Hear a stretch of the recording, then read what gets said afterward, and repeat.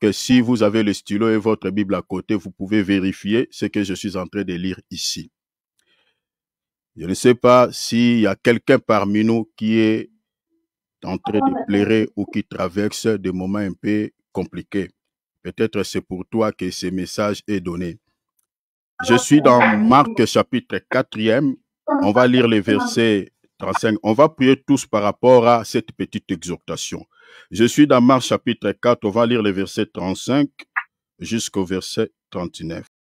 Calme. Vous savez, j'aimerais dire ici à chacun d'entre nous, il y a aussi, mes bien-aimés, des fois nous traversons des moments un peu compliqués dans la vie, des moments un peu, des moments de solitude, des moments de peur, voilà, des moments où, mes bien-aimés, nous ne savons pas ce qui nous arrive. Regardez ici, les disciples étaient en train de traverser de l'autre bord. Ils étaient en train d'effectuer un voyage. Comme nous sommes là, tous dans ce monde, la Bible dit que nous sommes des voyageurs. Et chacun est en train d'effectuer le voyage et il est placé, parce que c'est le Seigneur qui nous a placés, il a placé chacun d'entre nous sur le chemin de sa destinée. Sur le chemin de sa destinée. Mais pendant que nous sommes en train d'effectuer le voyage, il arrive des fois, on raconte aussi le vent comme les disciples, on raconte aussi les tempêtes, on raconte aussi, mes bien-aimés, le flot. Des moments de peur, des moments de crainte, comme les apôtres ici, ils avaient peur. La Bible dit, il y avait un fort vent, il y avait la tempête et les flots se jetaient, tout ça se jetait dans la barque. La barque se remplissait d'eau. Mais le Seigneur était là. La Bible dit, le Seigneur était en train de dormir. Alors que la Bible dit, celui qui garde l'Israël ne sommeille ni ne dort. Mais ici, on voit le Seigneur dormir. Est-ce que le Seigneur dormait réellement? Des fois, quand on traverse des moments sombres dans la vie, en tant que chrétien, des fois, tu te poses énormément de questions. Est-ce qu'il est avec moi ou il n'est pas avec moi?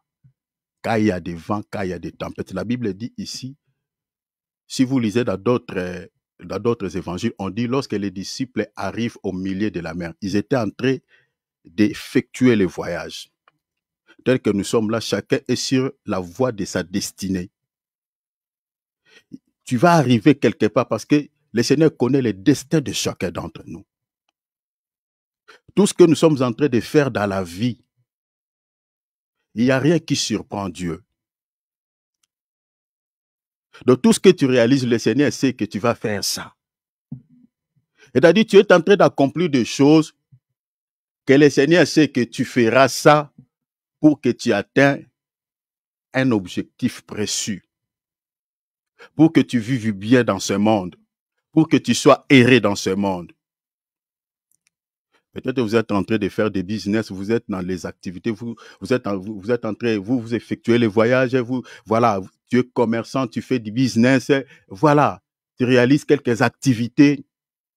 Tout ce que tu fais, le travail que tu as, tu es sur le chemin de ta destinée. Mais sur ce chemin de notre destin, il arrive des fois, nous racontons, nous croisons des vents, des tempêtes, les vents et marées, beaucoup de choses, comme les apôtres. Ils étaient en train d'effectuer un voyage. Je peux dire que sur le chemin de leur destinée. Mais ils ont croisé les vents. Au milieu de la mer, ils ont croisé la tempête. Et ils avaient peur. Ils se demandaient, disent vraiment, Seigneur, cela ne te dérange pas. Des fois, c'est ça ce qu'on dit dans nos prières. Quand on est accablé par des difficultés, quand on est accablé par des maladies, quand on est dérangé par quelques soucis, on se pose des questions, dit, est-ce que le Seigneur écoute ma prière ou pas? Est-ce que le Seigneur attend-il ma voix ou pas? On se pose des questions. Et des fois, le Seigneur fait semblant de dormir. Mais il y a une écriture dans Isaïe où la Bible dit, réveille ma mémoire. Il faut les réveiller. Il faut réveiller sa mémoire. Il faut les déranger dans la prière, comme les apôtres. Ils ont essayé tout seuls, mais ça n'a pas marché. Jusqu'à ce qu'ils ont dérangé tellement les Seigneurs. Ils disent, Seigneur, ils ont crié, ne t'inquiète-tu pas, cela ne te fait rien, cela ne te dérange pas. De ce que cette situation veut nous tuer, de ce que cette maladie veut me tuer, de ce que Seigneur, ce souci, ce qui m'entoure, ces situations compliquées, ces circonstances, veut noyer ma vie. Parce que, vous savez, les vents dans la Bible, c'est aussi des esprits. Hein? Parce que la Bible dit, il a fait de ses anges des esprits.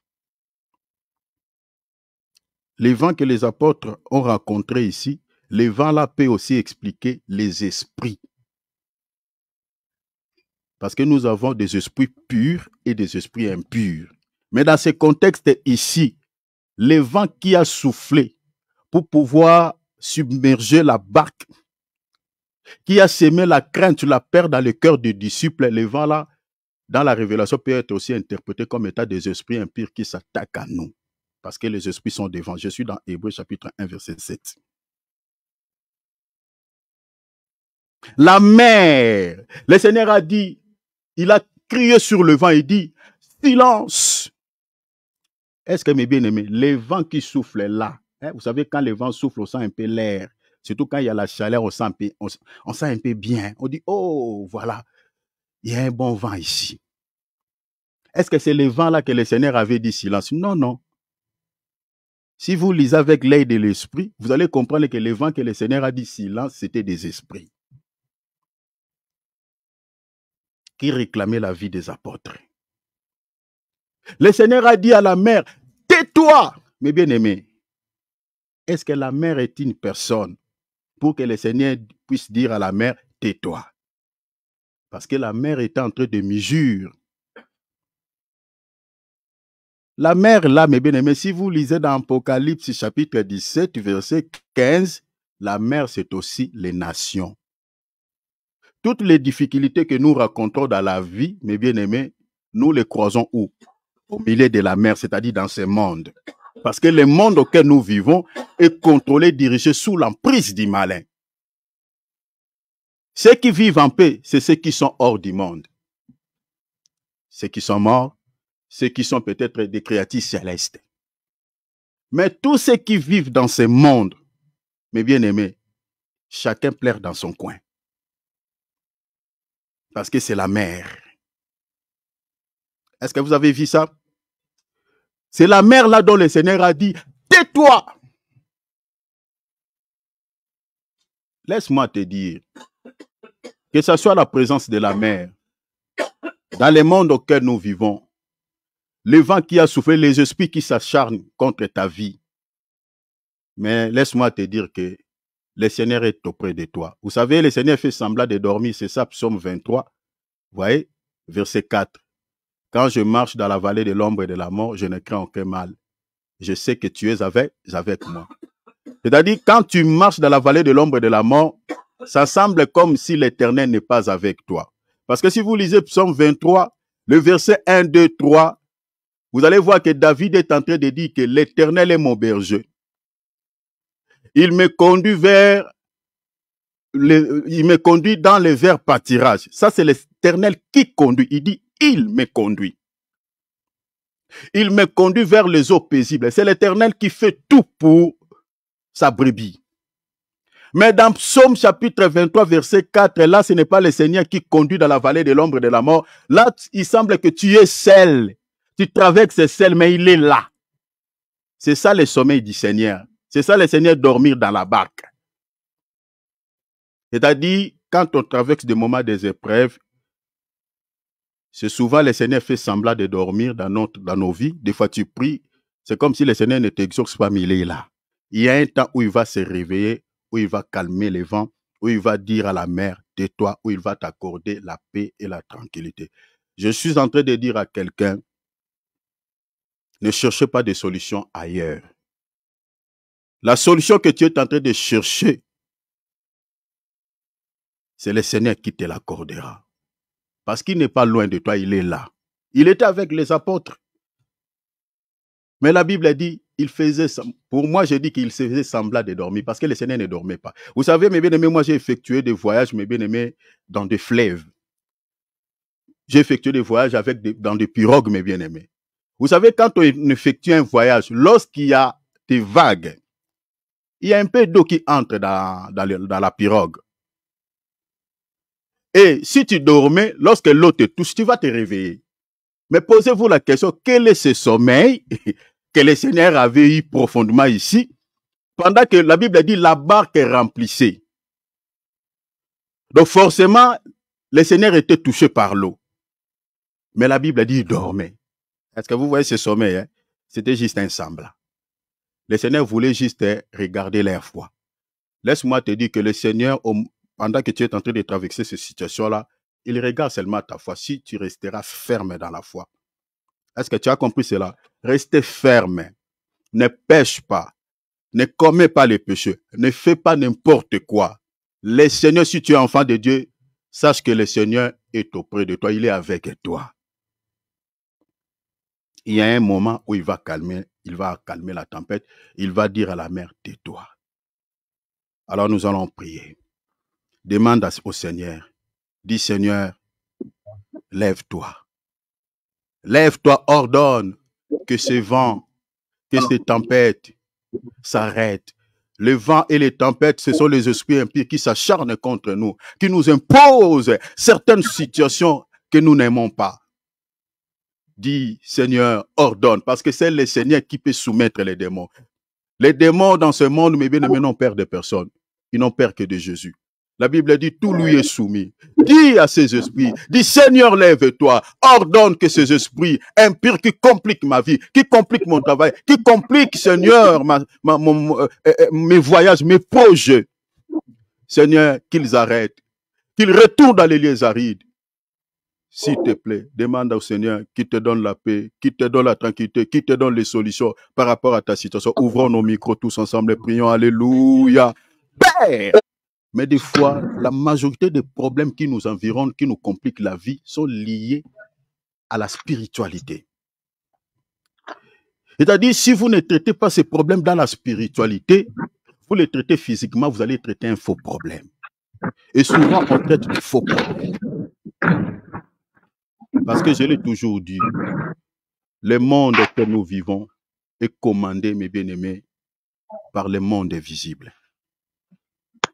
Tout ce qui se fait, retenez ça, cher enfant de Dieu, retenez cela. Il n'y a rien qui se fait sous le soleil, mes bien-aimés, ne soit quelque chose ou l'effet du hasard.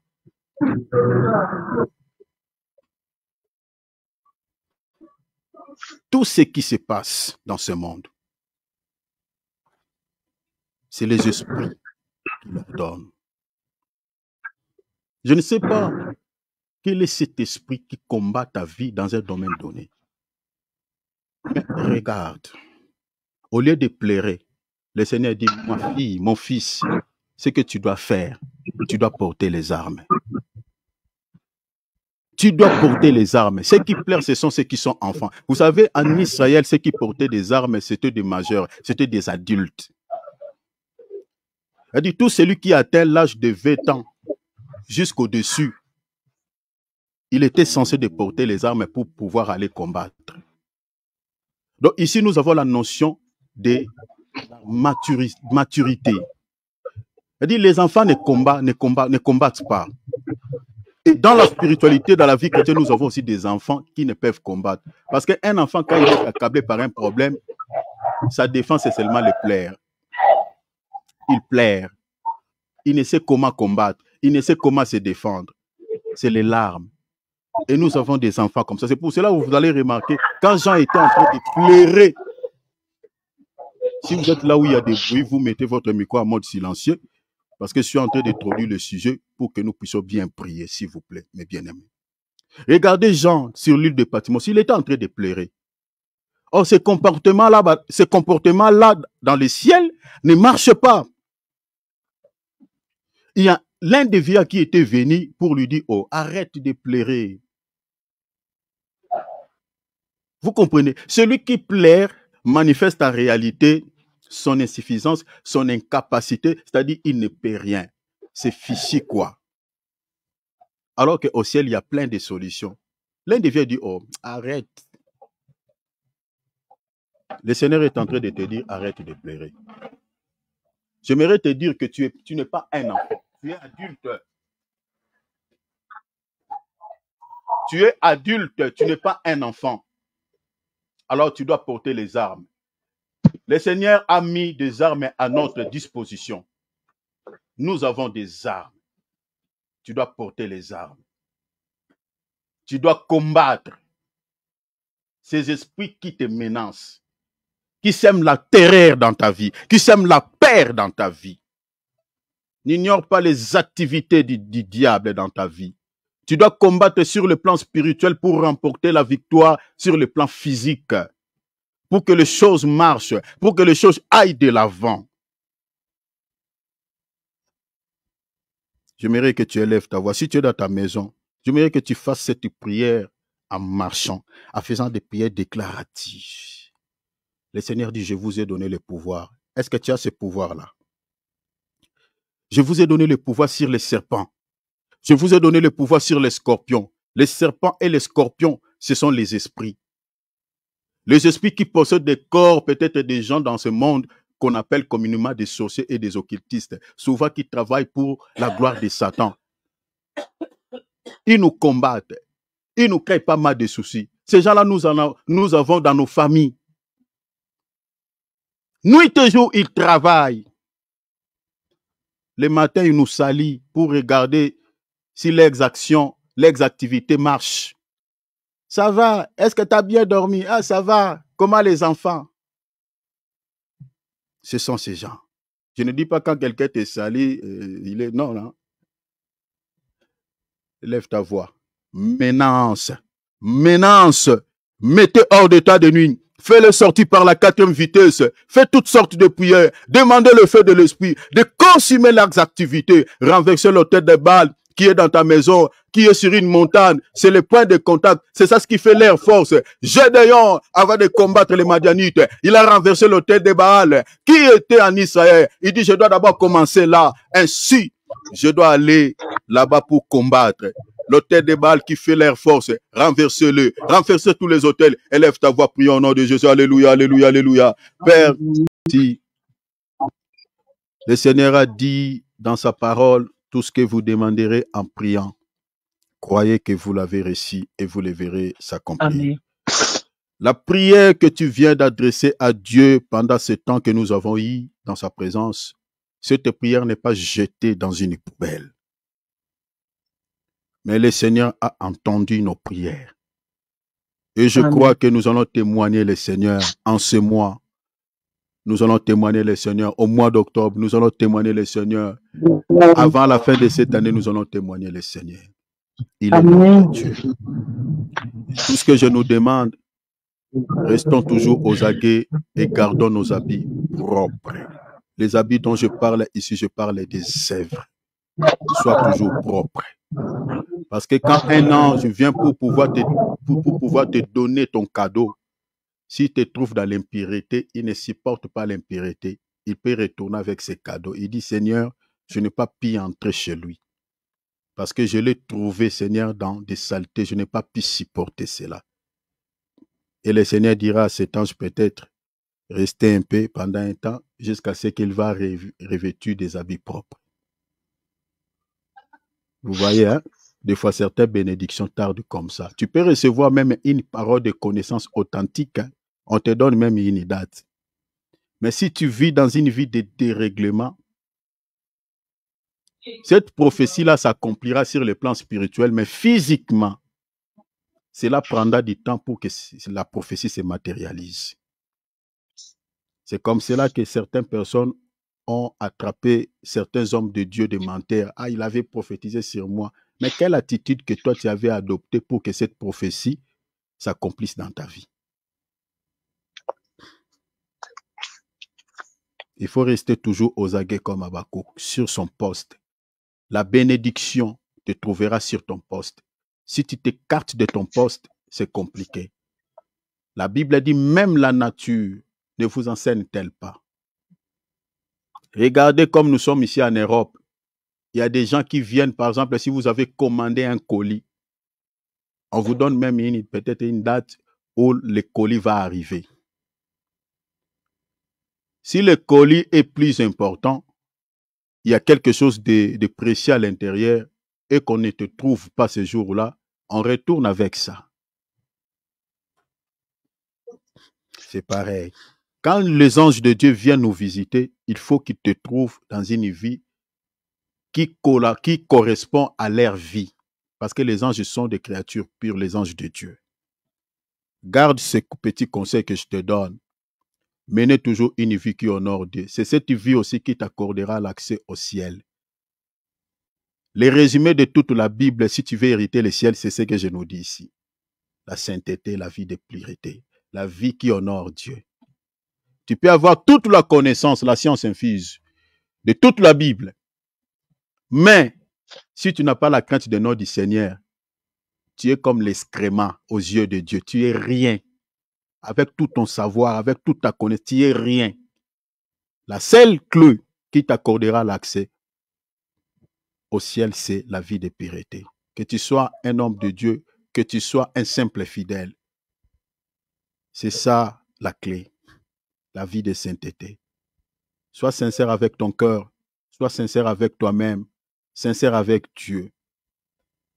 Les gens peuvent te louer, les gens peuvent dire, oh, vraiment, toi tu aimes Dieu parce qu'ils te voient tout le temps aller, peut-être dans l'assemblée, parce qu'ils t'entendent quand tu pries.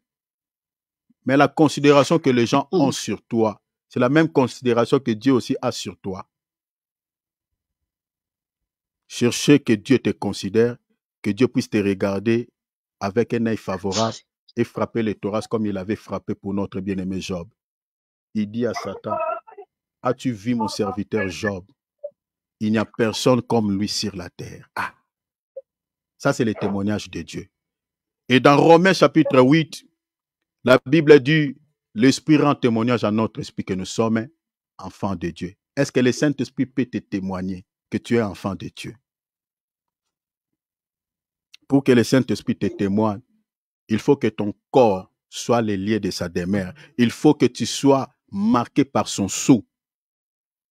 Si tu ne reçois pas son sceau, tu ne peux jamais être compté parmi les enfants de Dieu. Et le Saint-Esprit ne peut demeurer que dans un corps qui est propre. Gardez cela. La clé de tout ce que nous sommes en train de faire ici pour hériter le ciel, la vie de sainteté, c'est-à-dire l'application, mettre en application la parole de Dieu. Point barre. Tout ce que nous sommes en train de développer là. Il n'y a qu'un seul visa, la sainteté. Alors, que Dieu nous bénisse. Alléluia. Alléluia. Que le nom du Seigneur Jésus-Christ soit élevé. Que votre Père Céleste vous bénisse abondamment au nom de Jésus-Christ. Gloire à Dieu. Amen. Alléluia. Mettons nos micros, chers enfants de Dieu, en mode silencieux. Voilà. Pendant les messages, restez en place, ne quittez pas, parce que le salut passe par la connaissance des Écritures.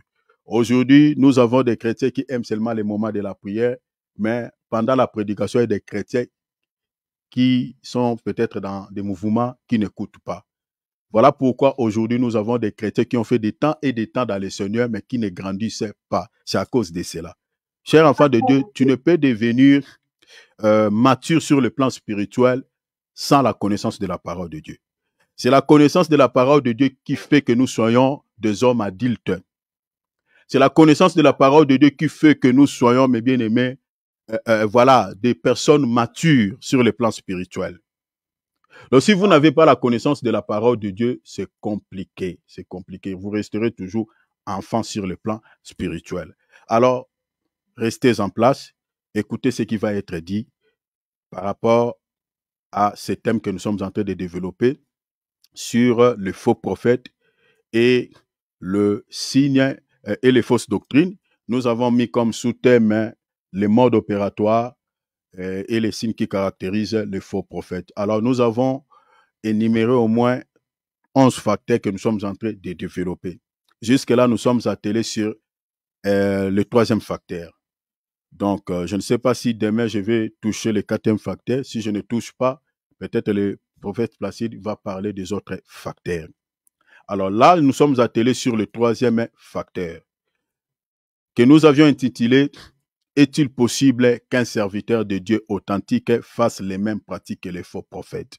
Parce qu'il y a beaucoup de gens qui s'étonnent, peut-être qui se posent énormément de questions. Est-ce qu'un serviteur de Dieu, mandaté par Dieu, un ministre authentique, peut aussi tomber dans la compromission, peut aussi faire des mêmes pratiques que les faux prophètes? La réponse, je dis que nous avions donné par rapport à cette question est oui.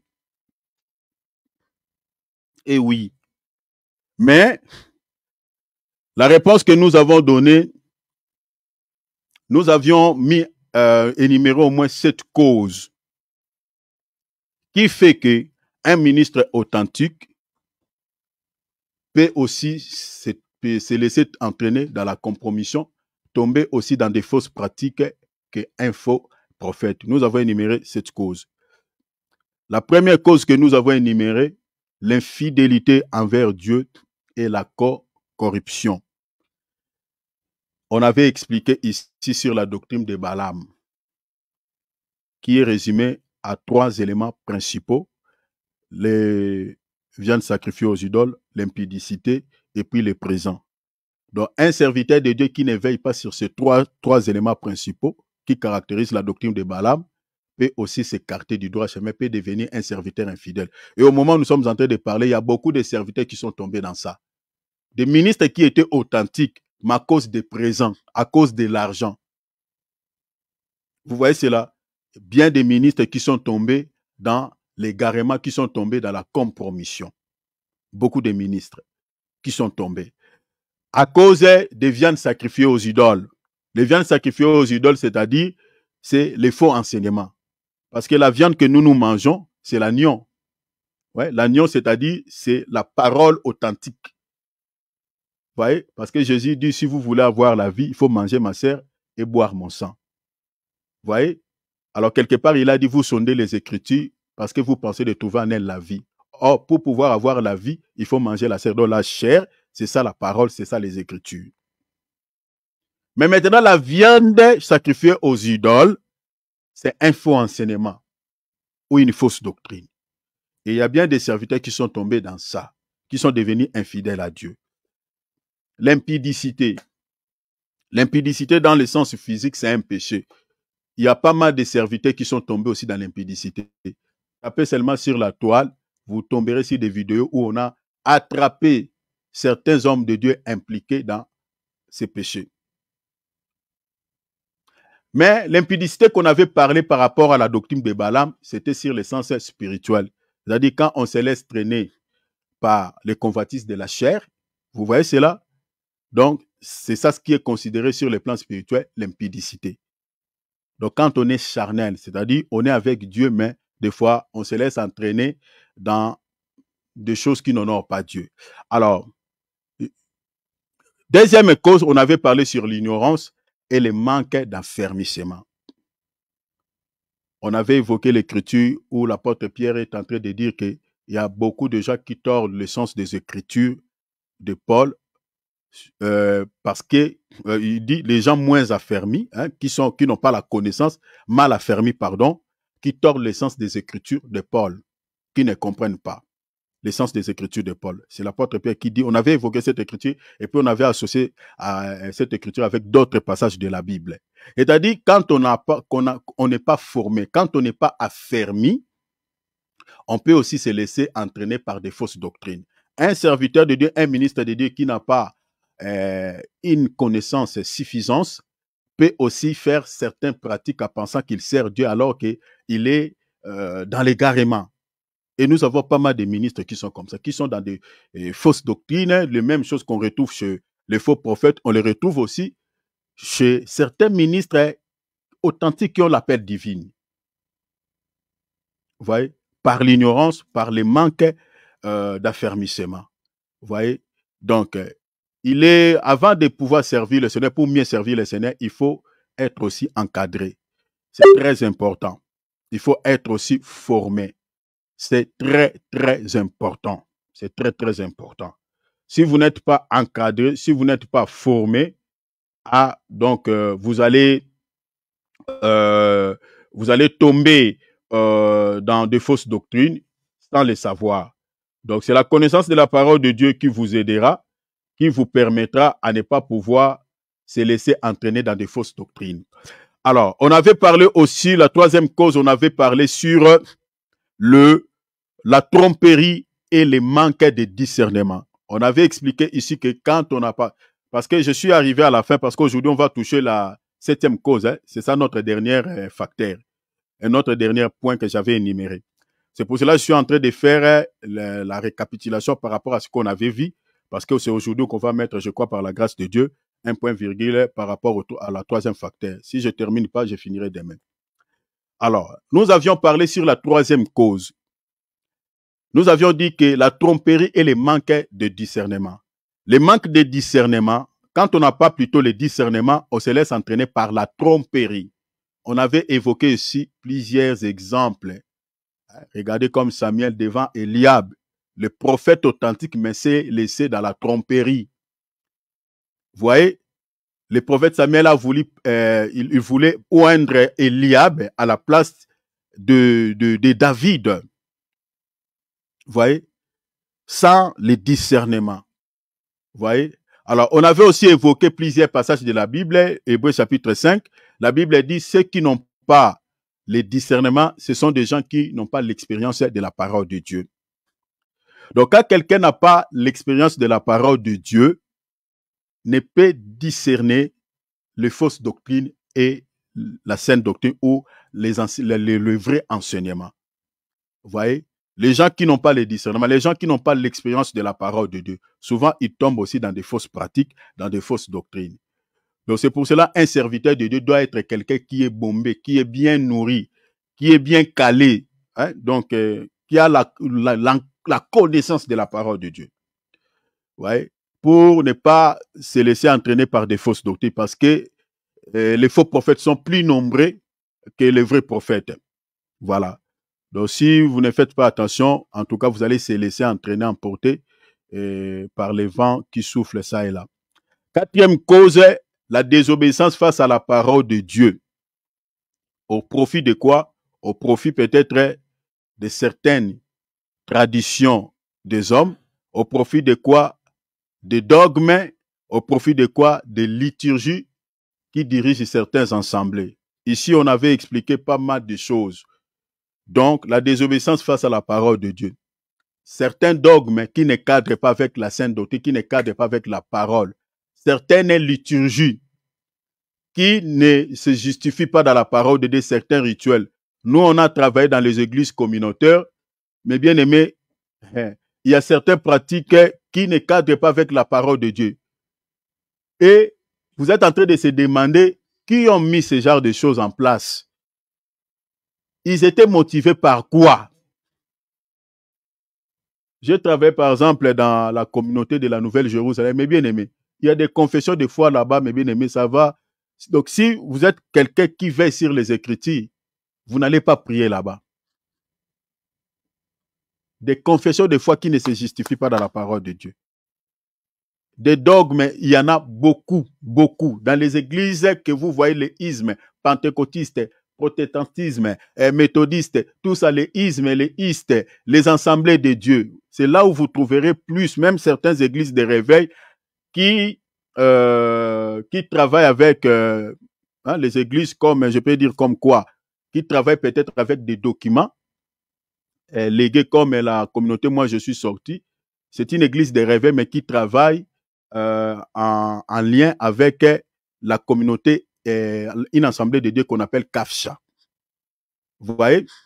Donc, il y a des églises communautaires comme des églises pentecôtistes, mais il y a des assemblées, des églises dites de réveil qui travaillent avec leurs documents. Maintenant, si vous êtes adhéré, vous travaillez en accord, il faut aussi respecter quelques dogmes de ces communautés-là. Il y a des communautés qui vont vous imposer cela.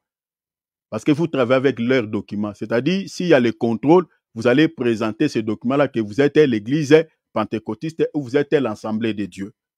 Donc, il faut aussi qu'il y ait dans votre assemblée quelques dogmes. Est-ce que vous voyez cela? Et pour ça, ici, on avait expliqué beaucoup de choses. Les dogmes des liturgies qui ne se justifient pas dans la parole de Dieu. Vous allez entendre doctrine de la Trinité. Cette doctrine-là est tellement répandue comme une pandémie dans plusieurs assemblées. Et répandue dans plusieurs assemblées.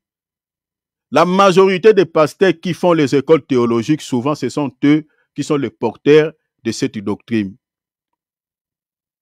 Qu'il y a au moins 3 dieux. Il vous explique 3 dieux, mais les 3 dieux, là, vous dit il y a 3 en 1. Mais en réalité, ils vous présentent 3 dieux. Et ils ont des textes. Je crois que quand on touchera sur cette fausse doctrine, on va vous expliquer beaucoup de choses. Et c'est cette doctrine-là qui a donné naissance sur le baptême au nom du Père et du Fils et du Saint-Esprit. Ce qui ne cadre pas encore avec les Écritures.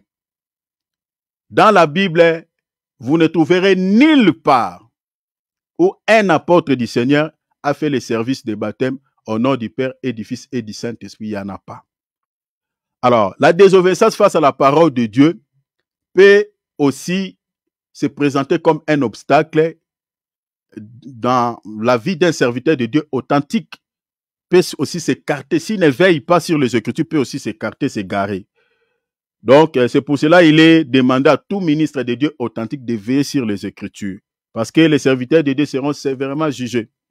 Sévèrement jugés. Le Seigneur a dit aux pharisiens, vous serez plus sévèrement jugés. Parce qu'ils étaient en train d'interpréter la parole au profit de leurs sentiments. Donc, tout ça, c'est pas bon. L'oppression, 5e point que nous avions développé, l'oppression de la part des hommes. Vous voyez, on avait expliqué beaucoup de choses ici. On avait évoqué l'écriture de 1 Roi chapitre 22, on avait parlé sur le prophète Michée. Un prophète authentique, mais pendant un temps, le prophète a livré un faux message, une fausse prophétie. Vous voyez? Pourquoi? Parce que le prophète était oppressé.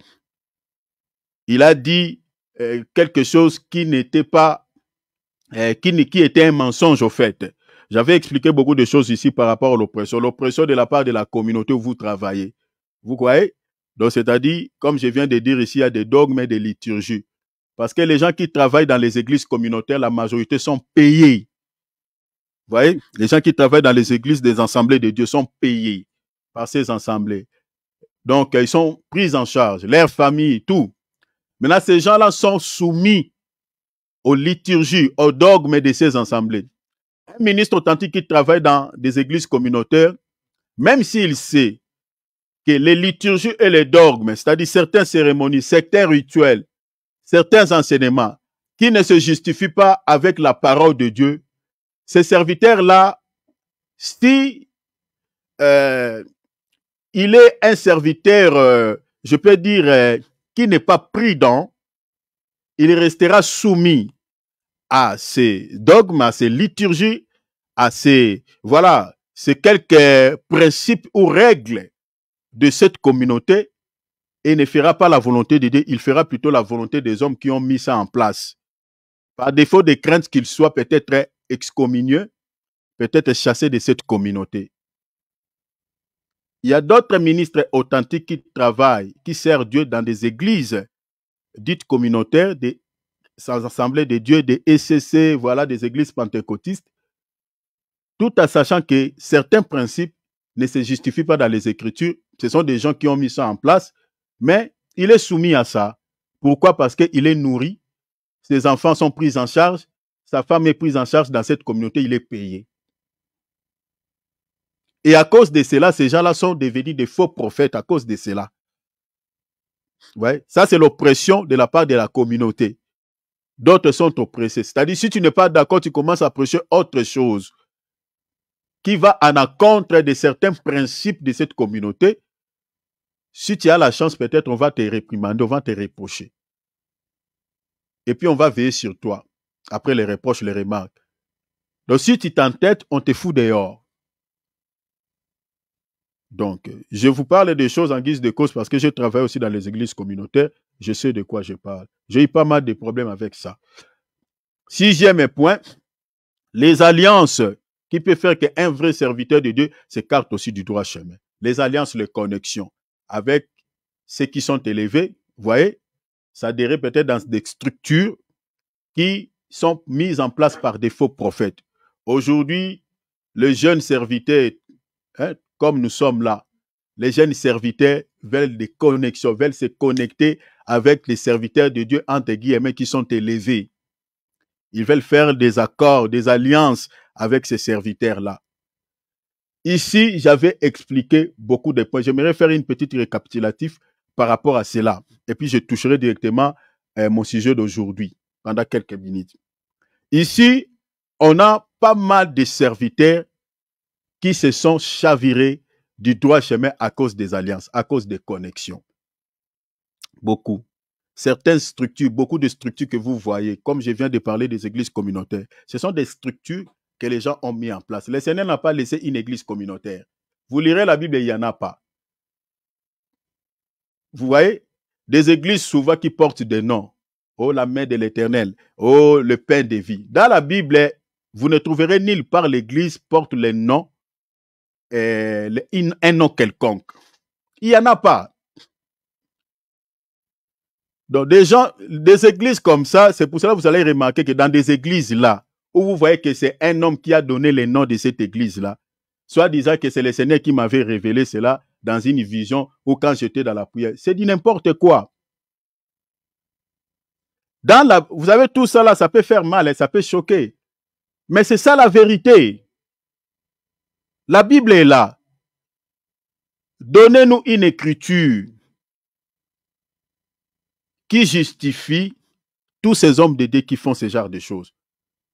Les églises qui portent des noms, la main de l'Éternel. Oh, l'église est pain de vie. Oh, l'église est la main de l'Éternel.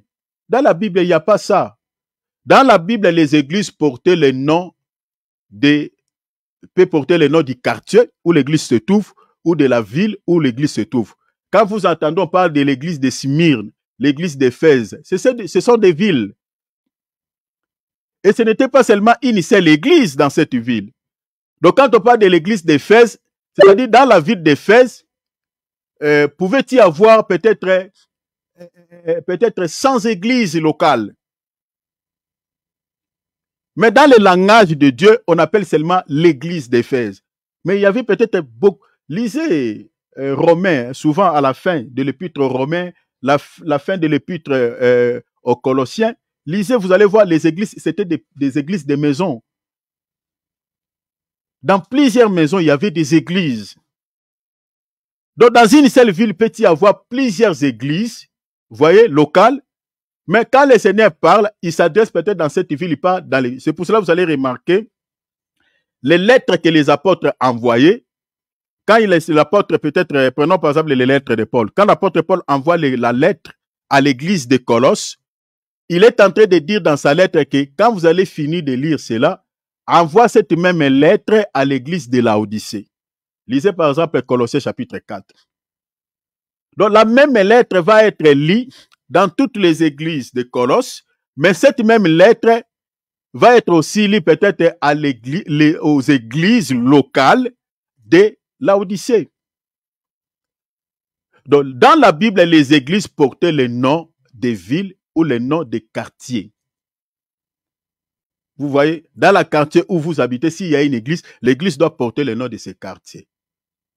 L'église n'est pas un homme de Dieu, un serviteur de Dieu n'est pas donner le nom à l'épouse du Seigneur. Tel que ma femme porte mon nom. Vous voyez, ma femme porte mon nom. Chaque femme porte le nom de son mari. L'église est l'épouse de quelqu'un. Toi, tu ne peux pas surnommer une épouse de quelqu'un. L'église porte le nom de l'époux. C'est pour cela dans la Bible, vous lirez, on dit souvent les assemblées des saints. Qui est saint? C'est Jésus. Les assemblées des saints, c'est comme ça qu'on appelle. Ou les assemblées des rachetés. L'église doit porter un nom qui se justifie dans la parole. Ça, c'est encore un élément. Alors, on avait expliqué plusieurs choses par rapport aux connexions, par rapport aux alliances. Par rapport aux alliances. On avait évoqué l'écriture du roi Salomon. C'était dans 1 Roi chapitre 11, verset 1 roi chapitre 11, verset 2 à 6, où on voit le roi Salomon qui s'était écarté du droit chemin, vous voyez, du droit chemin, il s'est allié aux femmes étrangères et ces femmes-là l'ont entraîné dans l'idolâtrie. Le roi Salomon, un serviteur de Dieu authentique, mais qui s'est écarté du droit chemin parce qu'il avait traité les alliances, il s'était marié avec des femmes étrangères et c'est ces femmes-là qui avaient entraîné le cœur du roi à pouvoir adorer leur Dieu. Le roi s'est détourné du Dieu véritable. On avait expliqué cette écriture dans la Révélation. On avait dit tantôt que les femmes qui avaient détourné Salomon, qui était un serviteur de Dieu authentique, qui avait détourné les cœurs de ce roi, représentent aussi les faux ministres. Pourquoi? Parce que nous avions dit par rapport à cela que un ministre de Dieu, selon la Bible aussi, c'est aussi une femme, parce qu'un ministre de Dieu donne naissance sur le plan spirituel. Est-ce que vous voyez cela? Un ministre de Dieu donne la naissance sur le plan spirituel. C'est pour cela que vous allez entendre Paul, des fois, appelle Timothée mon fils. Il appelle Tite mon fils. Et même si vous lisez, par exemple, dans Galates chapitre 4, verset 19, l'apôtre Paul se présente comme une femme. Il dit, je prouve pour vous les douleurs de l'enfantement, vous voyez, jusqu'à ce que Christ soit formé en vous. Donc, Paul se présente comme une femme qui éprouve les douleurs de l'enfantement. Donc, sur le plan spirituel, un ministre de Dieu est une femme. Alors, par rapport à ce contexte que nous avons parlé, ces femmes ici qui ont détourné les cœurs du roi Salomon, nous avions dit que c'est l'image des faux ministres, que Salomon en réalité était lié avec eux. Parce que Salomon s'est lié avec ces femmes par les mariages. Parce que le mariage, c'est aussi une alliance, le mariage, c'est aussi un accord. Vous voyez? Donc, c'est-à-dire tout ministre qui s'attache, qui s'associe avec les faux ministres, il y a fort possibilité que ces ministres-là s'écartent du droit chemin si le Seigneur ne lui fait pas grâce de pouvoir se repentir. Il peut s'écarter, s'égarer pour du bon. Et au moment où nous sommes en train de parler là, il y a bien des ministres qui se sont écartés du droit chemin à cause de quoi? À cause des alliances avec des faux prophètes, avec des faux ministres. Il y a bien des ministres authentiques qui sont entrés, qui sont adhérés dans des structures qui sont mises en place par des faux prophètes. Et ces ministres-là se sont égarés, se sont écartés du droit chemin. On avait expliqué beaucoup de choses par rapport à cela. On avait expliqué beaucoup de choses. On avait évoqué même l'écriture d'Ésaïe. La Bible nous parle de 7 femmes qui saisiront un homme, un seul homme. Et la Bible dit que ces femmes-là diront à cet homme, nous mangerons notre propre pain et nous nous vêtirons de nos habits. Mais tout ce qu'il demandait à cet homme, que cet homme puisse leur donner quoi? Son nom, pour pouvoir enlever leur honte. Pour pouvoir enlever leur honte. Et tout ce qu'il demande, elle demande à cet homme, c'est seulement les noms. Mais elles ont leur propre pain, elles ont leurs propres habits. On avait expliqué que les 7 femmes qui saisiront un seul homme ici, c'est les fausses églises, les fausses religions, parce qu'une femme dans la Bible, c'est aussi l'image de l'église. Parce que si vous lisez Apocalypse chapitre 1er, on nous parle de cette église, où on retrouve un seul homme au milieu de cette église. Donc, les 7 femmes ici, dans ce contexte ici, représentent les fausses églises que nous retrouvons à travers le monde. Attention avec le chiffre 7, il n'y a pas en réalité 7 femmes, mais le chiffre 7 parle de la marche de l'église vers l'achèvement. Parce que la Bible dit dans Genèse chapitre 3, au 7e jour, Dieu acheva tout son œuvre. Donc le chiffre 7, c'est le chiffre de l'achèvement. Donc quand on parle de cette église, le chiffre 7 dans ce contexte-là parle de la marche de l'église vers l'achèvement. Mais les 7 femmes dont Ésaïe parle ici, Ésaïe 4:1, qui saisiront un seul homme. Ce jour-là, ils diront à cet homme, nous mangerons notre propre pain, nous nous vêtirons de nos habits, fais-nous seulement porter ton nom, enlève notre honte. Nous avions dit que ce sont des fausses églises, vous voyez? Donc, c'est-à-dire, tel que nous sommes là, c'est cette femme que j'explique les fausses églises, nous allons être ensemble avec eux jusqu'à l'achèvement, jusqu'à l'enlèvement. Même si on prie comment, même les enseignements que nous sommes en train de donner là, les fausses églises continueront toujours à exister. Existeront. Les fausses assemblées existeront. Existeront. Toutes ces choses, ces fausses églises existeront jusqu'à l'achèvement. Voilà pourquoi on parle de cette femme. Donc le Seigneur viendra, il laissera ces églises. Le Seigneur condamnera cette église seulement à la fin du monde. Voilà pourquoi même quand on a voulu arracher, livrer, le Seigneur dit, laissez-les. C'est seulement à la fin du monde. J'ordonnerai à ces anges d'enlever là-bas au livret. On les met dans le fournaise ardent de feu. Et puis on va récupérer le blé, on les mettra dans des greniers. C'est-à-dire, ici, le grenier, c'est l'image du paradis. Mais maintenant, ces femmes ici, ils ont leur propre pain. Les pains, nous avions dit que le pain, c'est l'enseignement. Parce que le pain que nous mangeons, c'est l'enseignement. Mais nous, les pains que nous mangeons, c'est les pains que le maître lui-même, il a fabriqué. Regardez dans Matthieu chapitre 26, verset 26. C'est le Seigneur qui était en train de distribuer les pains à sa femme. La femme ici, c'est les disciples qui étaient en train de distribuer les pains. Mais ici, vous allez remarquer que les pains que ces femmes mangent, c'est leur propre pain. Donc, par rapport à cela, nous avions dit que toutes les assemblées là qui portent le nom de cet homme que j'explique Jésus, ils ont leur propre pain, c'est-à-dire leur propre enseignement. C'est pour cela, dans l'église où vous priez, vérifiez l'enseignement pour savoir si vous priez dans une bonne église ou une fausse église. Vérifiez l'enseignement. Comme les églises catholiques, ils ont leur propre pain. Tout ce qui se passe, les enseignements là-bas, si vous vérifiez avec la doctrine des apôtres, rien à voir. Les églises dites de réveil, des assemblées de Dieu, rien à voir. Vérifiez les enseignements que vous écoutez. C'est important parce que les salut passent par la connaissance des Écritures. Ils ont leurs propres habits. Les habits, c'est les œuvres. Apocalypse chapitre 19, verset 7 à 8. L'habit parle des œuvres. Ils ont leurs propres pratiques, ils ont leurs propres œuvres. Certains pratiques dans certaines assemblées, bien aimés, rien à voir avec la doctrine des apôtres. C'est ça, ces femmes-là. Ils ont leurs propres habits, leurs propres œuvres. Mais tout ce qu'elles portent, ces femmes, c'est le nom de l'époux, le nom du mari, pour pouvoir enlever quoi? Leur opprobre, leur honte.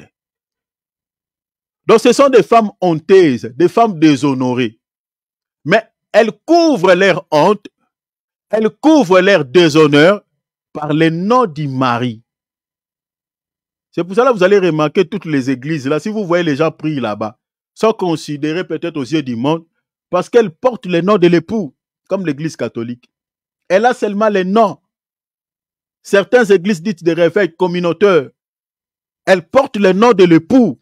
Voilà pourquoi on les considère comme étant des églises de Dieu.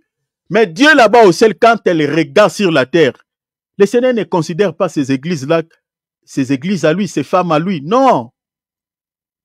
Non, le Seigneur ne les considère pas. Il y a beaucoup des assemblées que les gens prient, les gens considèrent comme étant les assemblées de Dieu, mais Dieu ne les considère pas. Pourquoi? Parce que les pains que ces femmes-là mangent, ce n'est pas les pains que le mari a donnés. Les habits que ces femmes-là portent, ce n'est pas les habits que le mari les a achetés, les a donnés. C'est pour cela, dans Matthieu 7:15, elles diront, n'avons-nous pas prophétisé en ton nom, les noms, en ton nom. N'avons-nous pas fait des miracles? Et ils vont s'appuyer sur les noms. Ils disent, oh, mais nous aussi, on était tes femmes, non? On avait porté ton nom, non? Nous avons confessé ton nom. Donc, elles vont réclamer, Seigneur, mais c'est le nom, c'est ton nom que nous avons porté. Mais le Seigneur leur dira, je ne vous ai jamais connu. Donc, elles portent le nom du mari, c'est juste pour couvrir leur honte. Et j'avais expliqué ici, une femme honteuse, selon la Bible, c'est une femme qui n'est pas vierge. Une femme souffre avec le mot, je parle dans un langage spirituel, une femme qui est déviergée. Alors, dans la Bible, une femme qui n'est pas vierge, c'est une femme qui est considérée comme étant une femme prostituée. Selon quelle écriture? Selon Deutéronome 22, 13 à 21. Vous pouvez lire aussi Genèse, Genèse également 34, versets 1 à 7, 2 Samuel 13, 11, 19.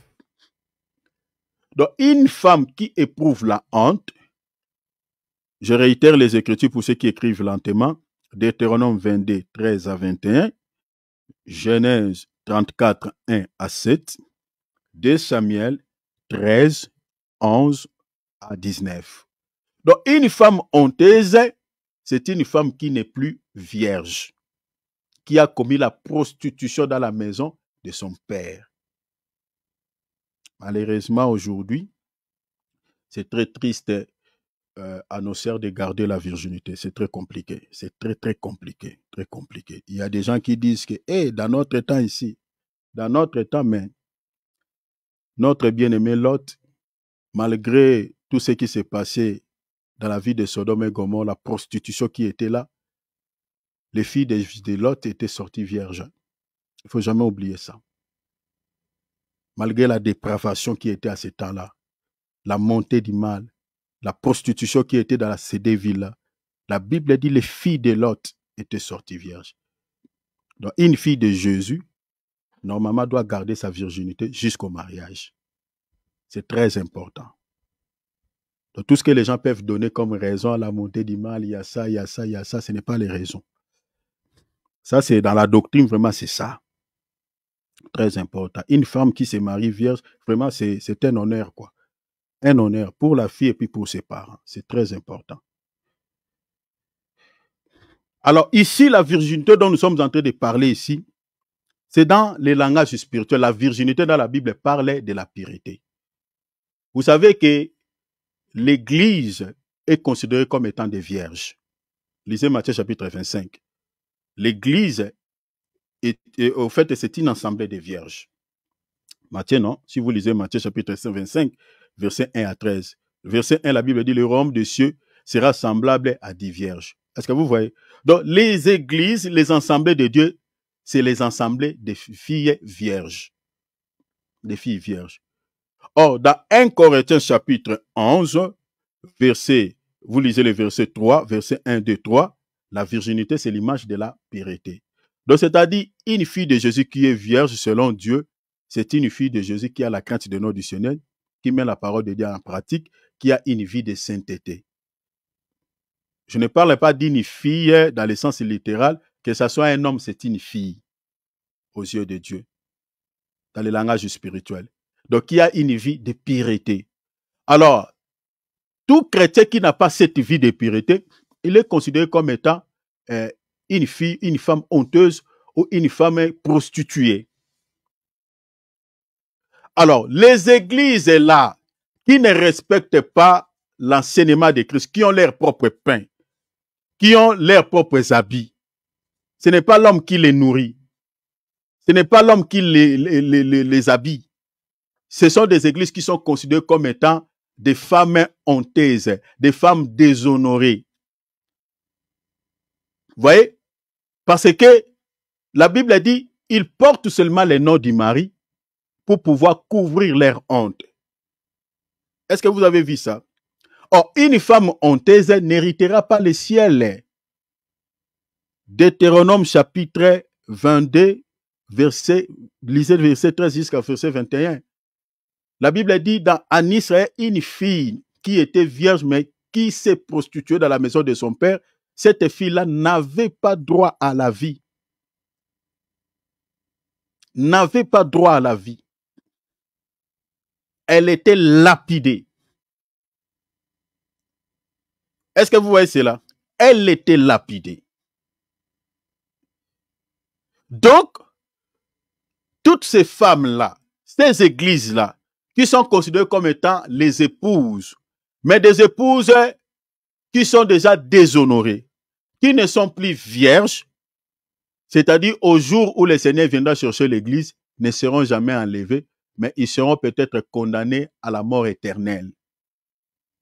Comme condamnés dans la loi. Une fille qui n'est plus vierge, elle était lapidée. Condamnée, on l'a tuée, on l'a lapidée. Elle n'avait pas droit à la vie.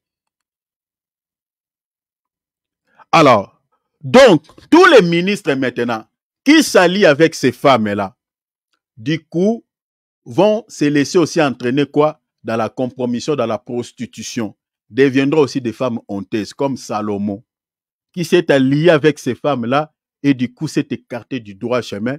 Salomon est devenu aussi idolâtre comme ces femmes-là. Et beaucoup des hommes de Dieu, des ministres authentiques, à cause des alliances, sont devenus, voilà, des faux prophètes, sont devenus des faux docteurs à cause quoi? À cause des connexions, parce que se sont alliés avec des ministres, des ouvriers trompeurs. Est-ce que vous voyez cela? Alors, qu'est-ce que nous dit la Bible par rapport à cela? J'avais dit que, en tant qu'épouse du Seigneur, nous devons garder la pureté, la virginité. C'est-à-dire l'image de la pureté, l'image de la sainteté, la crainte du nom du Seigneur. Parce que le Seigneur ne peut se marier qu'avec une épouse qui est pure. J'avais dit ceci, qu'en Israël, on reconnaissait les filles du roi qui étaient vierges par leur tunique. Leur tunique a plusieurs couleurs. Donc, une fille du roi qui porte la tunique à plusieurs couleurs, en Israël, était reconnue en tant qu'une fille vierge. Donc, c'est par son habit, c'est par son vêtement. Donc, aujourd'hui, toute fille de Jésus-Christ, que ce soit un homme, hein, que ce soit une femme, toute fille du Seigneur Jésus-Christ, qui porte la tunique de plusieurs couleurs, c'est une fille de Jésus qui marche dans une vie de la crainte de nom du Seigneur, qui a une vie de pureté. Vous voyez cela? Qui a une vie de pureté, une vie qui honore Dieu. Alors, Jésus lui-même, notre époux, porte aussi l'habit de plusieurs couleurs, la tunique de plusieurs couleurs. Comme Joseph, si vous lisez dans Genèse 37. Joseph, qui est l'image du Seigneur Jésus-Christ, portait la tunique à plusieurs couleurs. Vous voyez cela? Donc, le Seigneur, dans sa nature de la pureté, ne peut aussi se marier ou épouser qu'une femme qui est aussi vierge, c'est-à-dire qui a une vie de pureté. Donc, si tu veux être considéré en tant qu'épouse du Seigneur, le jour où le Seigneur viendra nous chercher, tout ce que tu peux garder, que ta tunique ne soit pas déchirée comme Tamar. Garde la virginité, c'est-à-dire garde la sainteté, garde la pureté, garde la crainte du nom du Seigneur. Quand le Seigneur viendra, il te choisira comme épouse. Parce que c'est ta tunique qui témoignera que tu es vierge. Garde la vie de sainteté. Alors, les alliances, les connexions avec les femmes idolâtres peut faire qu'un ministre authentique s'écarte aussi du droit chemin comme Salomon. Que nous dit la Bible? Regarde ce que dit la Bible. Je suis dans Éphésiens 5, 6, 11. Que personne ne vous séduise par des vains discours, car c'est à cause de ces choses que la colère de Dieu vient sur le fils de la rébellion. N'ayez donc aucune part avec eux. Autrefois, vous étiez ténèbres, et maintenant, vous êtes lumière dans le Seigneur. Marchez comme des enfants des lumières. Regarde maintenant la suite, la Bible dit, ne prenez point part aux œuvres infructueuses des ténèbres, mais plutôt condamnez-les. Un ministre de Dieu authentique ne participe pas, vous voyez, aux fausses doctrines. Ne pratique pas les fausses doctrines, mais il les condamne comme nous sommes en train de faire là. On les condamne. Mais malheureusement, il y a certains ministres de Dieu qui sont devenus infidèles à Dieu à cause des présents, à cause de matériel, à cause, voilà, de certaines choses, sont devenus infidèles à Dieu, ne condamne pas les œuvres infructueuses du monde des ténèbres. Des fausses doctrines. C'est ça les œuvres infructueuses du monde des ténèbres. Un ministre authentique doit les condamner dans sa prédication, dans son enseignement. Aujourd'hui, vous êtes là, chers enfants de Dieu, vous êtes en train de recevoir la connaissance au sujet des vrais ministres de Dieu et des faux ministres de Dieu, des fausses doctrines et la sainte doctrine. Si vous priez dans une église où vous trouvez, il y a des fausses doctrines, chers enfants de Dieu, ne faisez pas doux, les yeux doux peut-être à ces ministres-là. Parce que votre salut est en jeu. Est en jeu. Aujourd'hui, nous sommes en train de faire cette émission. Mais demain, après-demain, nous allons passer, chers enfants de Dieu. On sera auprès du Seigneur ou soit en enfer. Donc, veillez sur vos âmes, veillez, condamnez les œuvres infructueuses du monde des ténèbres. La Bible a dit, ne prenez point part aux œuvres infructueuses du monde des ténèbres, mais plutôt condamnez-les. Regarde ce que Paul ajoute dans 2 Corinthiens chapitre 6, 14 à 16. Il dit, ne vous mettez pas avec les infidèles sous un joug. Le joug ici, c'est un lien. Le joug, c'est une union. Le joug, c'est un mariage. C'est ça le joug. Donc l'apôtre Paul dit ici, ne vous mettez pas avec les infidèles. Qui sont-ils les infidèles? C'est les faux prophètes. Les gens qui se sont écartés du droit chemin. Les gens qui ne servent pas Dieu dans la sincérité. Ces hommes de Dieu-là. La Bible nous interdit de s'allier avec ces gens, de se mettre ensemble avec ces gens. Mais aujourd'hui, surtout les jeunes serviteurs sont prêts à tout, sont prêts à s'allier, prêts à tout au fait, sont adhérés dans des structures, voilà, qui n'ont rien à foutre avec, avec la parole de Dieu. Des organismes mis en place par des faux prophètes. Tout ça parce qu'ils veulent, voilà, ils veulent être renommés, être connus, voilà, dans le monde, que voilà, il y a d'autres qui servent Dieu comme ça, avec des motivations impures. Ne vous mettez pas avec les infidèles sous un joug. La Bible dit joug étranger. Car quel rapport y a-t-il entre la justice et l'iniquité? Rappelez-vous, on avait parlé sur de l'iniquité ici. Les ministres de l'iniquité. L'iniquité, c'est-à-dire c'est une fausse doctrine, c'est ça l'iniquité. Un ministre qui prêche une fausseté, c'est ça l'iniquité. C'est un péché extrêmement grave aux yeux de Dieu. Et la justice, c'est la sainte doctrine. Cherchez premièrement le royaume et la justice. C'est ça ce qu'il faut chercher. Cherchez là où la bonne parole est prêchée. Cherchez là où on prêche un vrai enseignement. C'est ça la justice de Dieu. Maintenant, la Bible dit, quel rapport y a-t-il entre la justice et l'iniquité? Il n'y a aucun rapport. Donc, un vrai ministre de Dieu qui prêche la sainte doctrine ne peut pas s'allier avec un faux prophète. Mais chose étonnante, aujourd'hui, on voit les ministres authentiques qui s'allient avec des faux ministres. Chose étonnante. Quel rapport y a-t-il? Il y a certains chrétiens aussi, on les invite dans une église apostate et il va prier là-bas. Il sait que bon, moi je suis chrétien, je prie dans une église de réveil. On l'invite dans une église comme chez nous là-bas dans l'Impévalo, dans tout ça qu'Into dit, dans l'église catholique, tout ça, chez les Mormons. Oh non, on m'a donné une invitation et il va prier là-bas. Et quel rapport y a-t-il entre la justice de Dieu et l'iniquité? L'apôtre Paul ajoute encore, où y a-t-il des communs entre la lumière et les ténèbres? Est-ce que vous voyez cela? Toi, tu es dans la lumière. Les gens qui prient dans ces églises-là sont dans les ténèbres. Parce que la lumière, c'est tout un homme. La lumière, c'est la vraie parole. Lisez Jean chapitre 1er. La Bible dit, cette parole était la lumière des hommes et cette lumière était la vie. Si vous priez dans une église où la bonne parole est prêchée, qu'est-ce que tu dois encore aller chercher dans les églises des faux prophètes? Qu'est-ce que vous allez encore chercher? Faisons attention. Il n'y a aucun rapport entre la lumière et les ténèbres. Tantôt aujourd'hui, vous êtes dans la sainteté, demain, vous êtes dans les péchés. Faisons attention. C'est ça, ce que l'apôtre Paul est tenté de dire. Quel rapport y a-t-il entre la lumière et les ténèbres? Toi, tu es chrétien, tu pries le Seigneur, mais des fois, quand il y a moindre souci dans la famille, on demande aux gens d'aller consulter un marabout. Toi aussi, tu t'allies et tu vas consulter. Il y a des chrétiens comme ça.